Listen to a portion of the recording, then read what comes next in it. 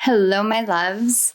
Welcome back to Chemistry with Kismet Tarot. I'm Monica, the Kismet Chemist. If you guys are new to my channel, welcome to the family. I'm honored to have you here. If you are returning, welcome back. I have missed you. So I need to light some Palo Santo here. So I'm pretty sure that this is going to be called like confession time.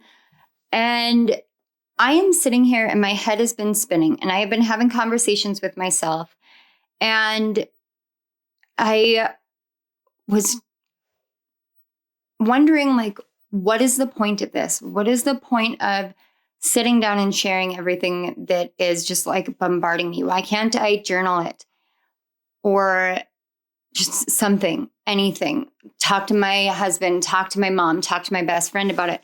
Why this? Why YouTube? Why my channel? It's a tarot channel. Why am I doing this? And I got this message about, can I get help wording it?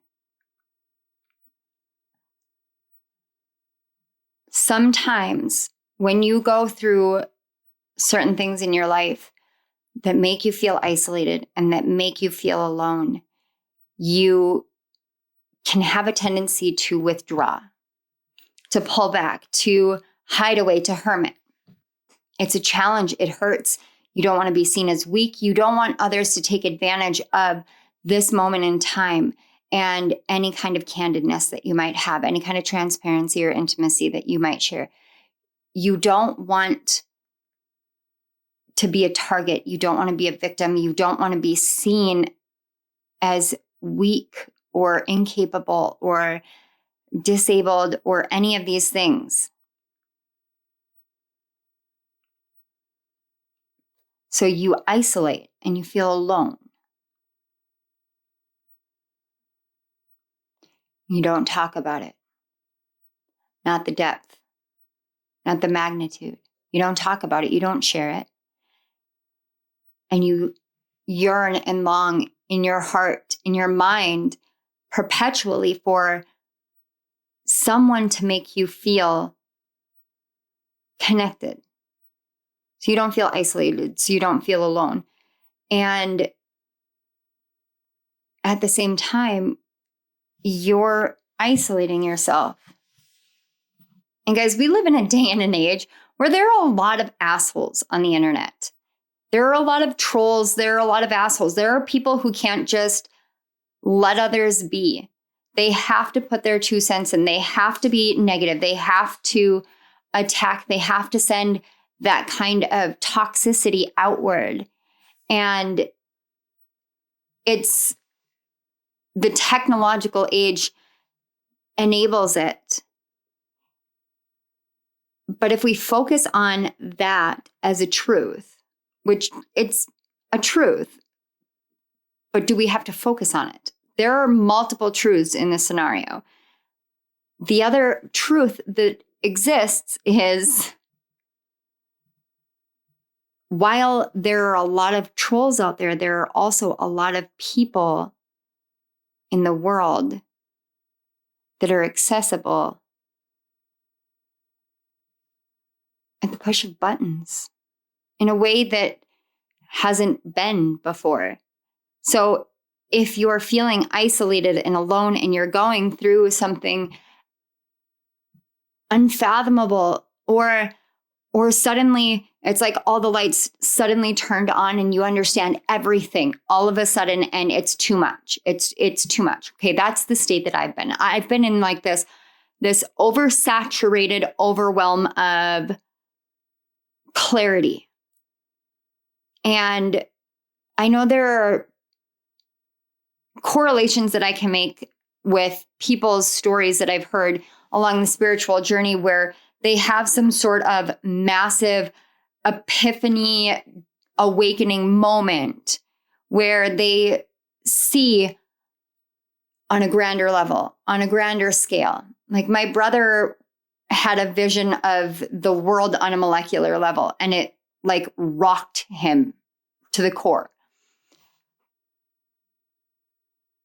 that is not what I'm experiencing. But what I'm experiencing is something that I never thought would happen, something that I had relegated to the realms of impossibility.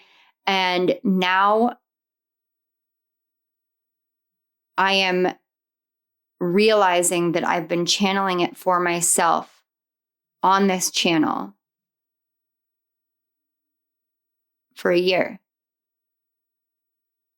And that's a beautiful thing. And that is actually one of the biggest reasons why I was like, I can actually share this with you guys. Because here's the thing. I was channeling for myself in all of these messages, but does that take away from the impact that it had on your life and the accuracies that it has in your life? No. Why? Because we're on similar paths. We're on parallel paths. And these are things that when we feel isolated, it's there to help us remember that we're connected.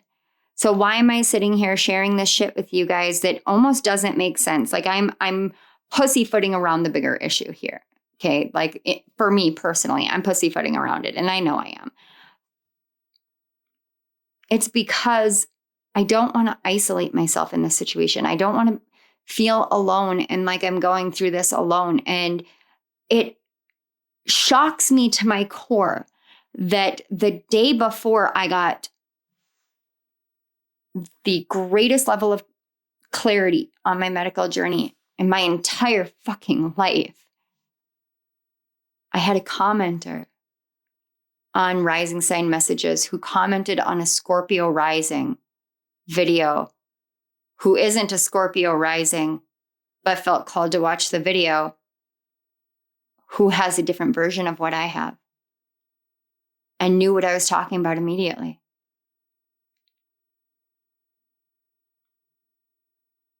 And that's huge because that's why I know I can share these things.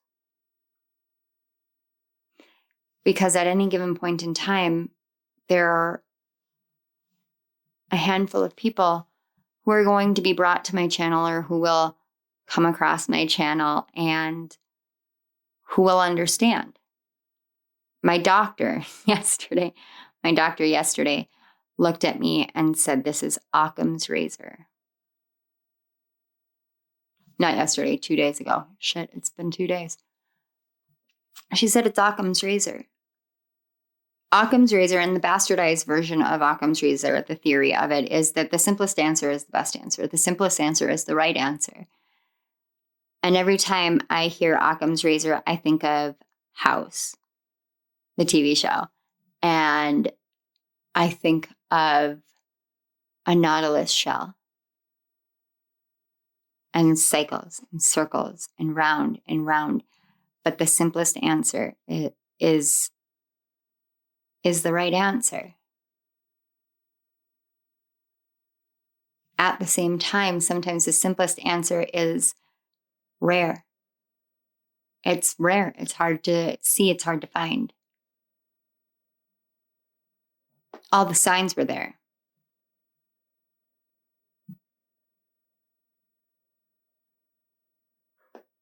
All the signs were there.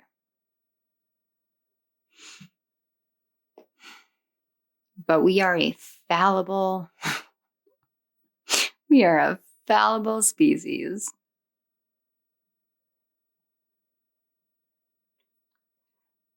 Two days ago, I was told that I qualify clinically for a diagnosis of hypermobile Ehlers-Danlos syndrome. It is a genetic condition that impacts the body's ability to properly produce and to produce working adequate collagen. And it impacts the connective tissues in the body.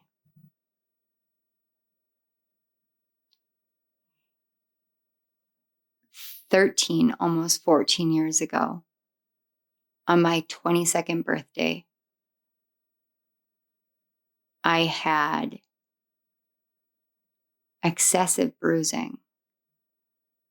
And I was extremely exhausted. I had horrible migraines, was having gastrointestinal issues, sleep disturbances. And I went to my doctor, and they ran some lab work, simple stuff, CBC, CMP, inflammatory factors, the ESRCRP, and I want to say possibly the CK level. I think there was one more, the rheumatoid factor I think they took. But all my labs looked good. They had no explanation. They had no clue. So the doctor pushed on my neck. I'm sorry. Sometimes when things are so outrageous, I have like this automatic, like jaded, cynical response of just like laughing, because he pushed on my neck and down my spine and on my hips. And those are all areas in which this Ehlers-Danlos syndrome causes degeneration and early osteoarthritis and pain. And he didn't ask any questions. He didn't do any mobility tests. He didn't do anything like that. He just pushed on the body in areas for fibromyalgia that are called trigger points. And it hurt. It hurt. And that was the day that he told me I had fibromyalgia. There's no cure. There's no treatment. They don't know the cause of it. It causes pain. I was going to be in pain for the rest of my life. I needed to prepare myself for being on narcotics for the rest of my life. He would start me off on, I can't even remember what it was called, some fibromyalgia drug that was like an antidepressant fibromyalgia drug. And basically told me to do some research and find a support group. And that was it. I walked out of that office and I called my mom in tears and I said, this doesn't feel right. It didn't feel right. And I spent years combating the doctors, fighting against the doctors, battling them, because I didn't believe it. It didn't feel right. Yes, I know I'm in widespread pain. I get that. But can you tell me why I have had 3 reconstructive knee surgeries on the same knee? One of which was I literally just shredded my meniscus because I stepped on an uneven sidewalk. I didn't fall. I didn't twist my knee. I just stepped on it. And all of a sudden, my knee started swelling. Went to the doctor. I had shredded my meniscus and needed surgery.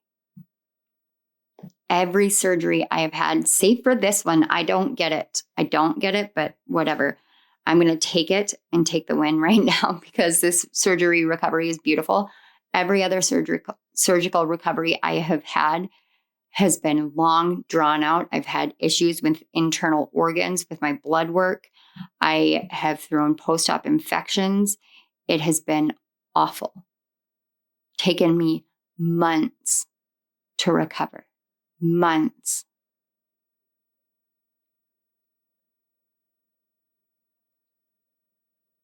My last surgery to remove my ovary and the tumor that was on it was my 11th surgery.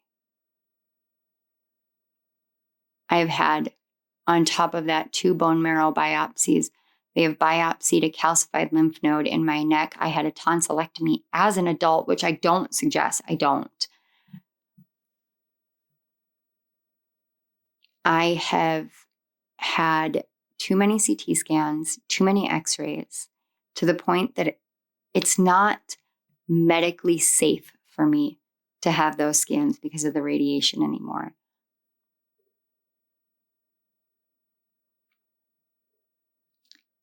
I have an issue with my platelets. So my blood has issues with clotting, and I have easy bruising and bleeding. But I'm also doing hormone replacement therapy, and I have what's called factor V Leiden. And a lot of members of my family have this. And it predisposes us to a reaction with hormones in which we throw blood clots into the lungs and the heart and the legs. And I have had 4 or 5 different times in my life where I have been tested for DVTs and pneumothrombosis, maybe? Blood clot in the lung. I can't remember what it's called.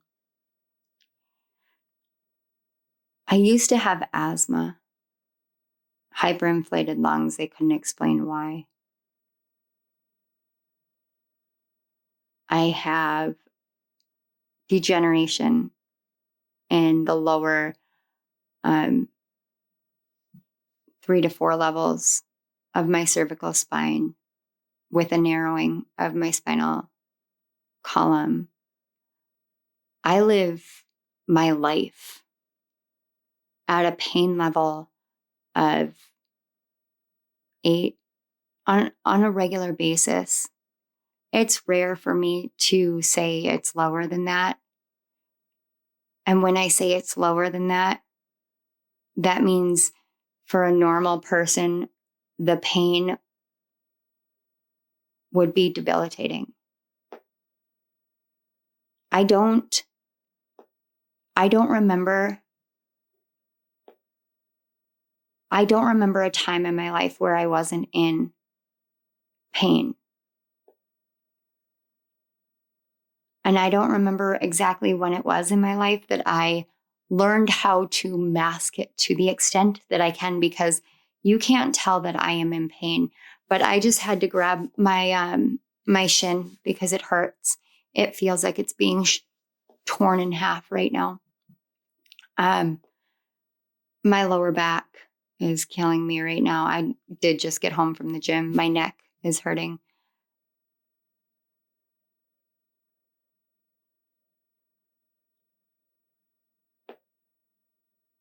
And I spent years fighting with the doctors, telling them they were missing something, saying, you're missing it, you're missing it.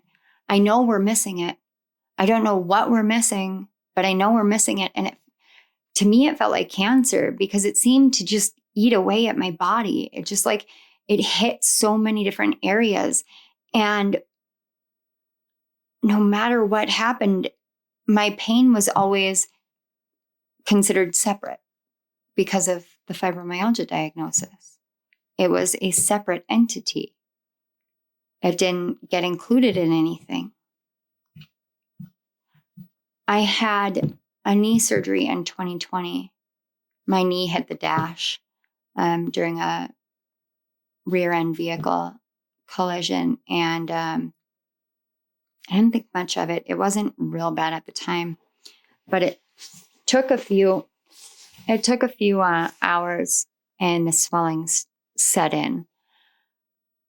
And I tore my meniscus again.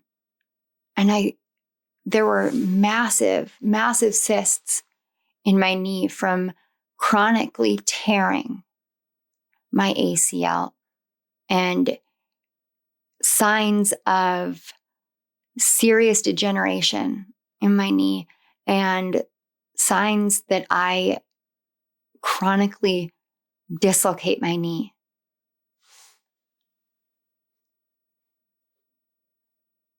And it's 3 years later.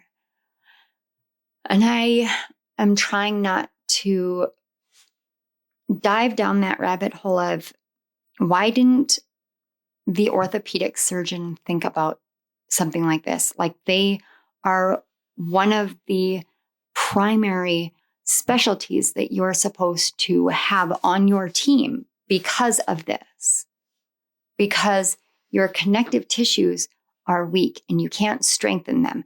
You can't take supplements because your body doesn't process it, doesn't create it, and the stuff that it does create is faulty. So you have to compensate with muscle. So you have to grow your muscle, but the fatigue is so extreme that it's really hard to get motivated to do that. Connective tissues, ligaments, tendons, things like that, those are qualified as connective tissues. Those are in orthopedics area. Shouldn't they have caught that?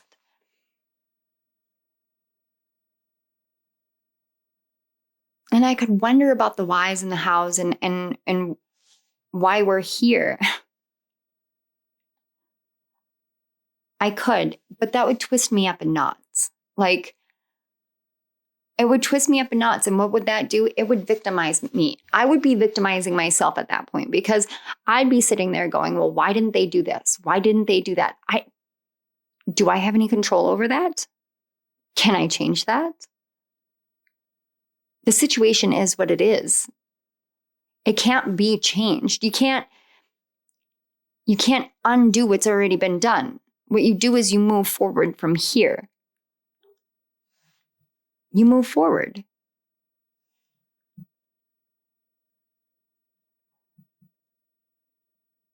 I remember being 22. I remember walking out of the doctor's appointment, being diagnosed with fibromyalgia, and I remember feeling like my entire life had just changed. I felt like I lost everything. My future was over, and I had no idea what life was going to be like. I walked out of the doctor's office 2 days ago at 35 years old. And that feeling came back. That reaction came back up. That same reaction.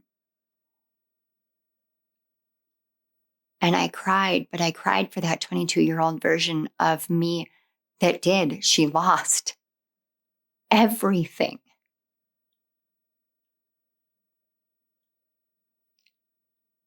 She lost her sense of self. She lost her ability to exercise. She lost her ability to study chemistry, which was a passion. It was such a passion. She lost her ability to handle college because the stress was too much, being a mom and a wife and maintaining a house and the pain. And then she lost her sense of self and independence and personal power. And then she lost her sanity. Helped by others. I mean, helped by, my ex-husband with the incessant gaslighting. Helped by the doctors who ignored it. Never once looked at me as a whole individual, but looked at only what body part they specialized in, as though that body part was the only thing that mattered. Not that my whole body mattered. Not that all of me mattered. Not that all of it could be connected. No. I should feel vindicated right now, but I just feel sad for everything that I've lost, for everything that I've been through. I feel sad for anyone and everyone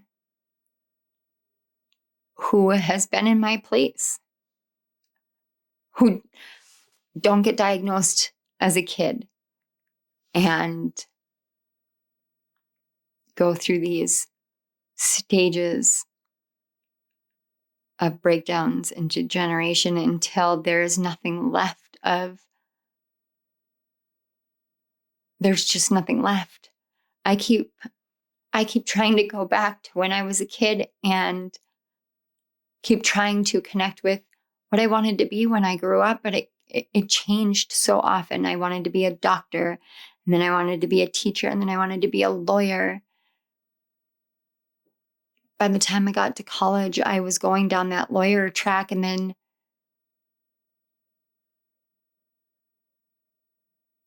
it was chemistry.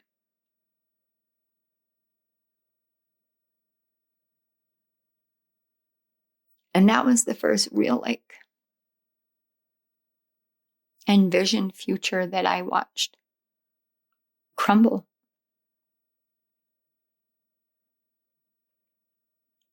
And I picked myself back up and I found a new passion. And I've always loved reading. I've always loved writing. So I got into English and psychology. And I excelled.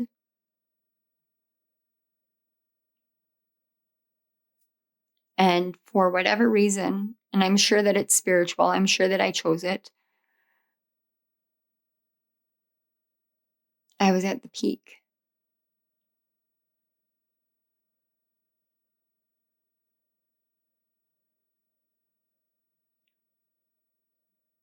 And it all fell apart.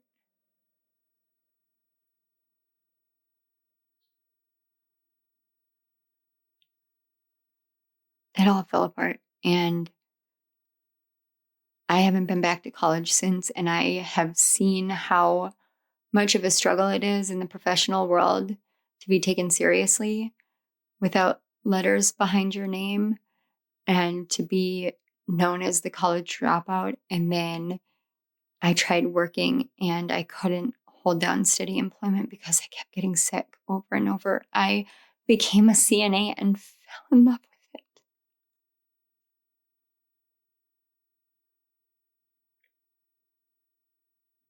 And that's when my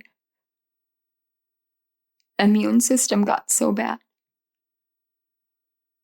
Didn't help working at a hospital. I wouldn't get sick with just one infection. It would be 4 or 5. And it would happen like dominoes in the matter of hours. And no one could explain it. And I spent years, low platelet counts. My blood went haywire. They couldn't figure out why. Bone marrow biopsies. I don't suggest it. And then I went to Minnesota. I went to Minnesota with 3 doctors or so having said that they believed that I had ovarian cancer and were preparing for chemotherapy. And it was all I could do to just function. Because was this what it was, what it all came down to? All of it. And I was just gonna end like this. It was this was just gonna be it. Like, and I know that's a terrible way to think, but ovarian cancer is nothing to mess with. And then it was benign. But the doctor down there gave me the answer that I didn't even ask her for.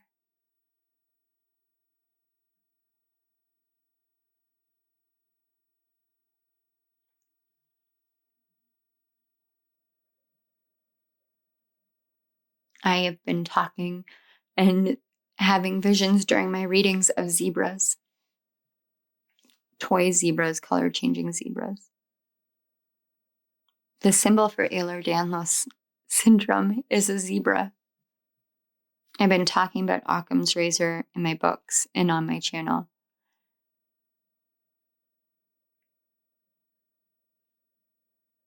And that is literally what my doctor said when she diagnosed me.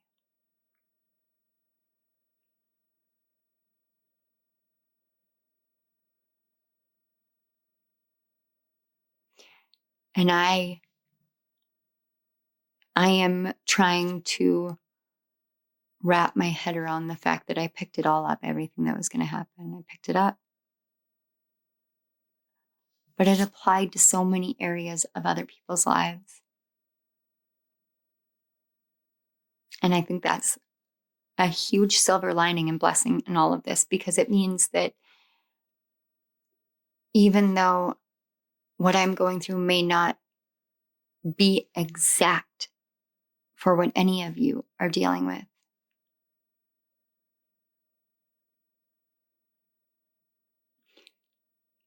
it's still something that helps connect us.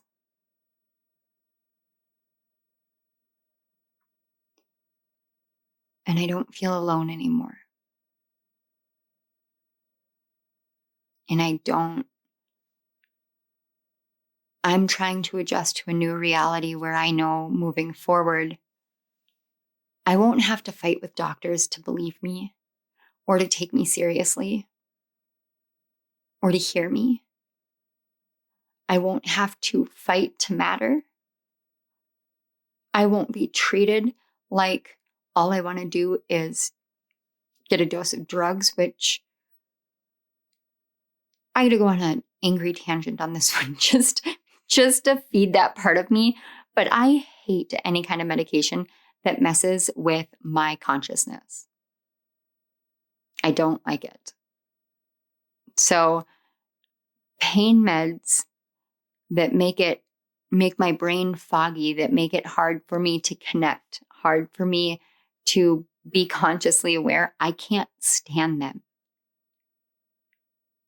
I don't ever go to the doctor looking for pain meds, ever. And a lot of the time, my doctor has had to tell me that I don't have a choice on it, and I still will barely take them. To me, it's a concession. Because I have a life. I have a life that I am living. And I can't live it if I'm numb. So I endure the pain so I can live.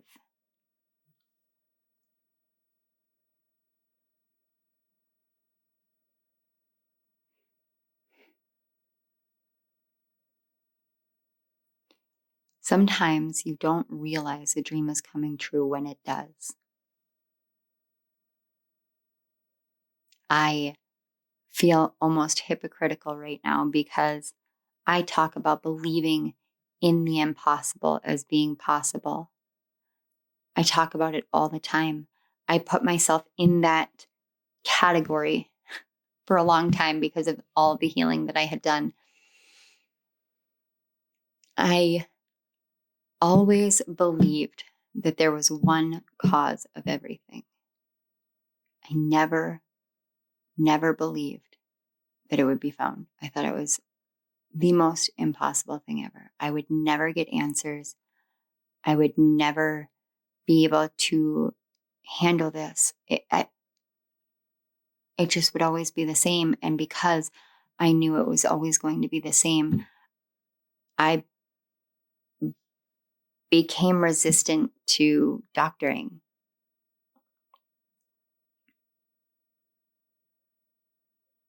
I stopped talking about my medical anything. I had people in the past who told me, well, you share too much and it's just a sob story. I've had people in my past tell me that the things that go on in my life are so much of a roller coaster that, I'm a mess and my life is a mess. In order to shame me for standing up for myself or for speaking out about these things.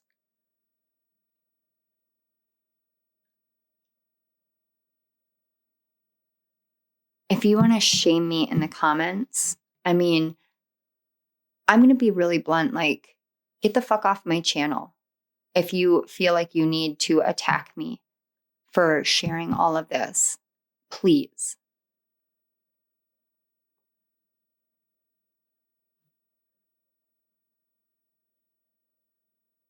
But I've shamed myself more than anyone will ever shame me. And what right does anyone have to shame another person's experiences? if you want to feel connected to other people, you have to see that their experiences matter just as much as yours.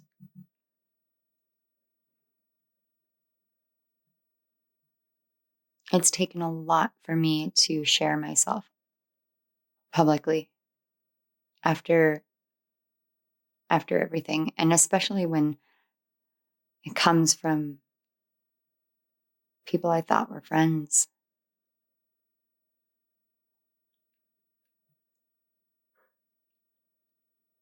But Spirit's been pushing me to not bottle and not ignore and not dissociate and to share this stuff. I don't know, maybe because I can give a voice to a lot that goes unseen. A lot of what that pain looks like and what that struggle is. And because I've been doing this for long enough, I can keep doing that so that people become aware and stop treating others as lesser than because they suffer in pain. I don't suffer by choice, and it isn't.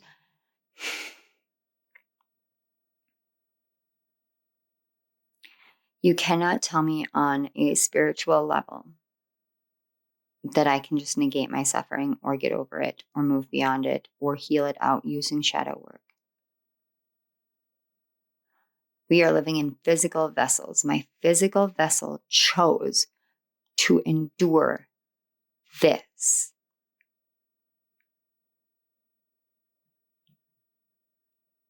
Please do not tell me that the suffering that I deal with, that the pain that I deal with is something that can magically be erased from my body, because I am telling you, I have magically erased so much of my medical stuff that my doctor, while I am dealing with this, still considers me a medical miracle because I have defied odds, recovered, healed, and somehow managed to avoid the worst virus that anyone living has experienced ever.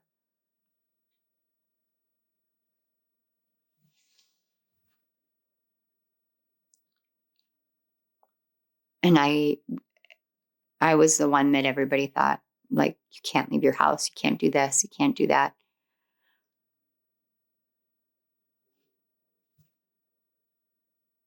Spirit promised me I was immune, so I believed it. I have not wavered. And it has proven true every single day. So I know what medical miracles look like, and I know what deep spiritual miracles and healing looks like. But I know that this is part of my journey. And that is something that I feel like Spirit really needs or wants me to talk about.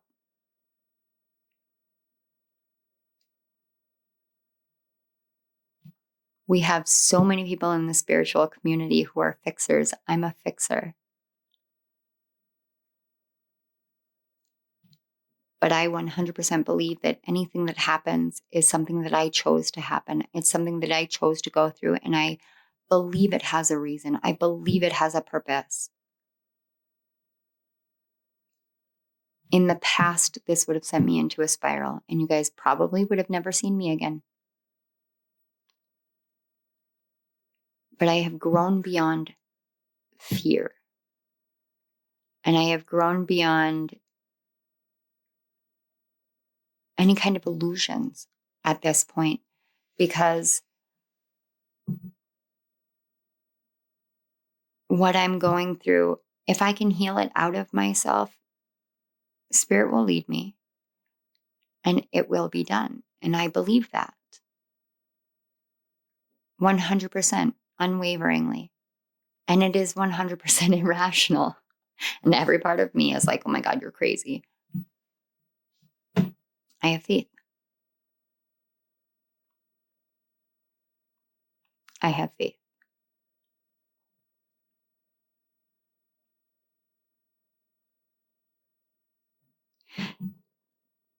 I think what I want to leave you guys with, because this was all over the place, is that every ounce of suffering matters. But it matters to the extent that you choose how to apply it and what it's teaching you.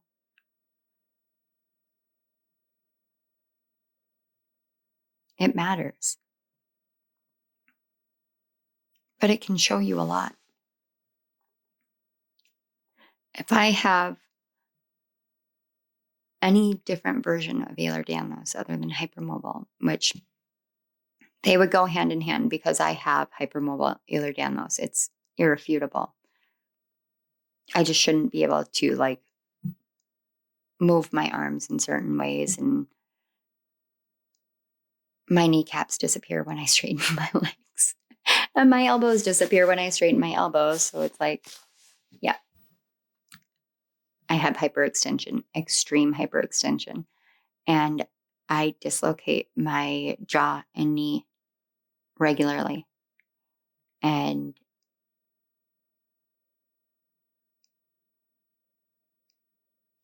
anyway, if I have another version of it,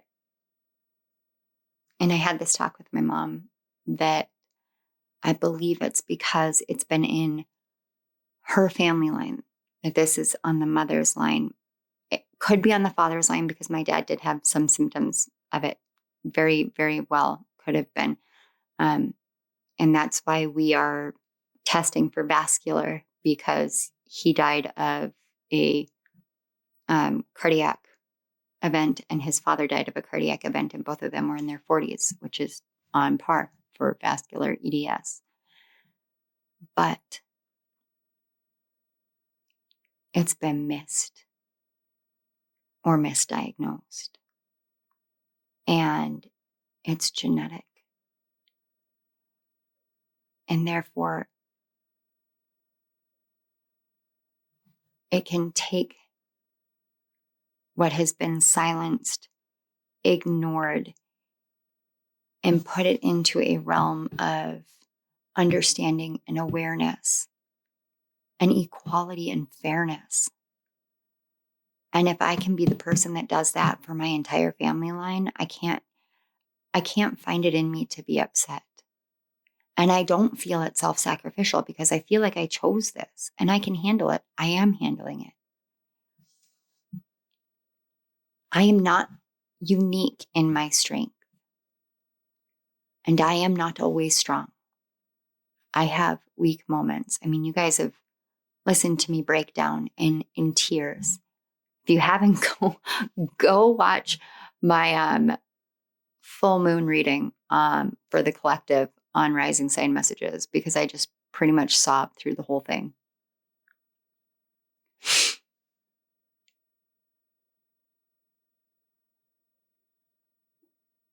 Everything matters.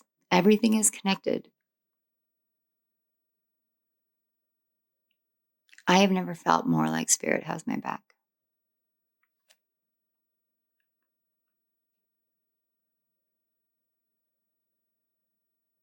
I've had so much doubt about this community and whether it was going to ever grow, whether it was ever going to do anything more than what it is.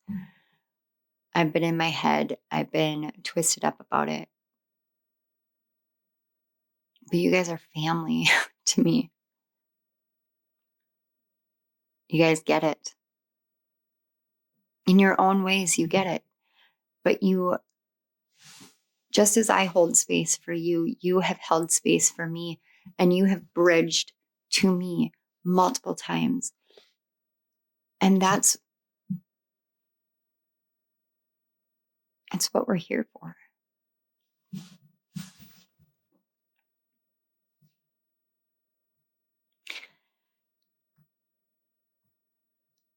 I don't really have anything else. I'm just kind of going with the flow. Oh my gosh. Okay. I need to go take a shower, post-gym, Monica needs to go take a shower and then work on rising sign messages for the full moon. Thanks for being my impromptu armchair psychologist. Something? I mean, thank you guys for listening. Thank you for the love and the support. Thank you for everything that you guys do. And thank you for giving me a safe space to be very candid and very open with you. And even though I know this is like literally open for the whole world,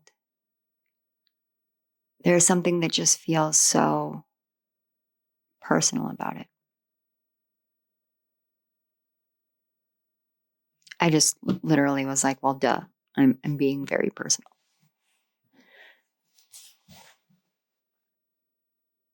I love you guys.